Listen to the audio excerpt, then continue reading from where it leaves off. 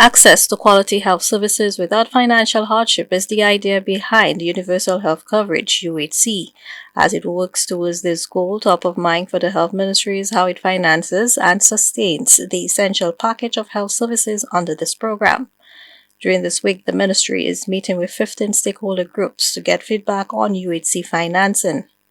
The ministry has contracted the Miami-based Joint Independent Provider Association (JIPA) to develop and implement a sustainable financing policy for UHC. We're looking at Ministry of Education. We have met with the Ministry of Health, Ministry of Finance, individuals from the Ministry of Finance, the Youth Chamber of Commerce, the lawyers, the associations, the unions, a lot of elderly group, a lot of different individuals, where we want them to look at the policy, where we present them the policy, look at it, and they give us their feedback on it, because at the end of the day, we want it to be a policy that everyone has their input in.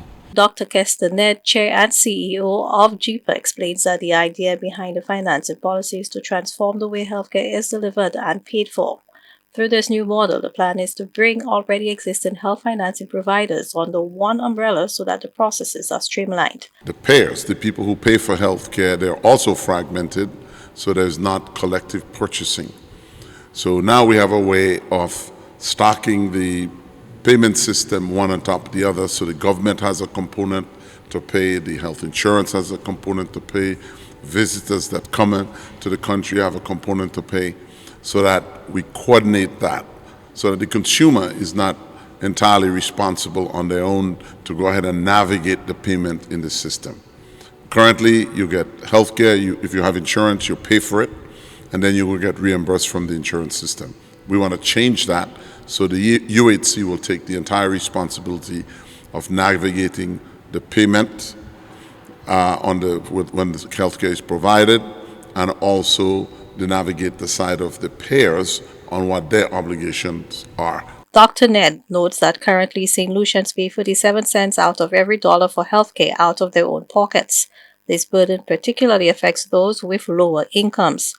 Under the proposed financing policy, healthcare costs will be distributed through a system known as population healthcare financing to lessen the financial burden. When you look at how healthcare is paid for, about 20% of any population will utilize this system in any 1 year, right? And about 5% will require what we call catastrophic payments, where you have a high cost. So what we have to do is to help those people in the catastrophic category so that they don't have to pay a high cost, and that's distributed across the population.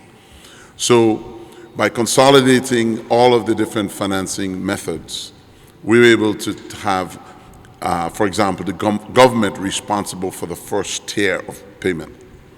Then the commercial sector, like the private insurance companies, property and casualty insurances, if you have a car accident, they will take a component of that. We'll have the NIC, which is responsible for employers. We'll have international insurance when people visit, like expats. And right now, you don't have that mechanism to collect from people that come and visit and get sick.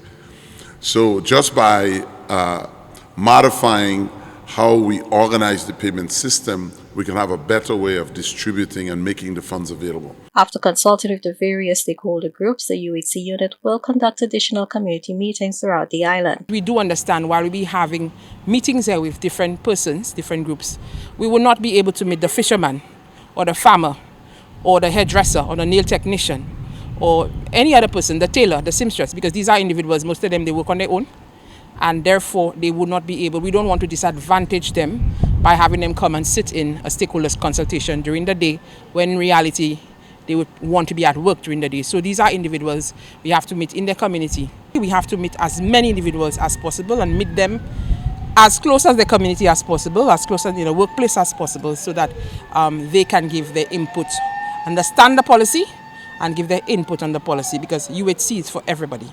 This community engagement will take place during the week of February 17th. For the DBS News World, Zane Romulus reported.